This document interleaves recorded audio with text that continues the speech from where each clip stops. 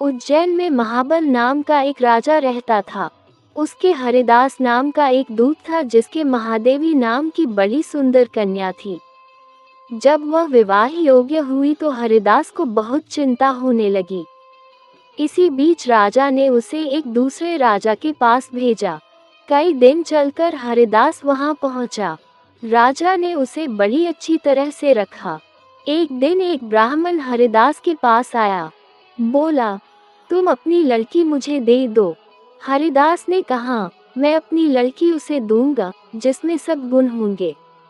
ब्राह्मण ने कहा, मेरे पास एक ऐसा रथ है जिस पर बैठकर जहां चाहो घड़ी भर में पहुंच जाओगे। हरिदास बोला, ठीक है, सवेरे उसे ले आना। अगले दिन दोनों रथ पर बैठकर उज्जैन आ पहुंचे। दैवयोग से उससे पहले हरिदास का लड़का अपनी बहन को किसी दूसरे को और हरिदास की स्त्री अपनी लड़की को किसी तीसरे को देने का वादा कर चुकी थी। इस तरह 3 वर इकट्ठे हो गए। हरिदास सोचने लगा कि कन्या एक है, वह 3 है, क्या करे। इसी बीच एक राक्षस आया और कन्या को उठाकर विंध्याचल पहाड़ पर ले गया। तीनों वरों में एक ज्ञानी था।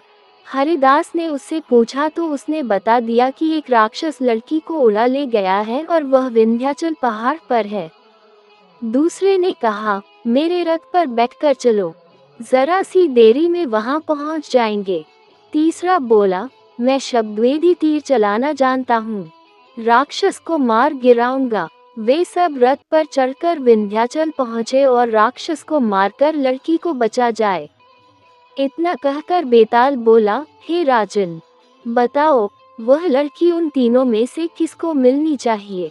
राजा ने कहा, जिसने राक्षस को मारा उसको मिलनी चाहिए, क्योंकि असली वीरता तो उसी ने दिखाई। बाकी 2 ने तो मदद की।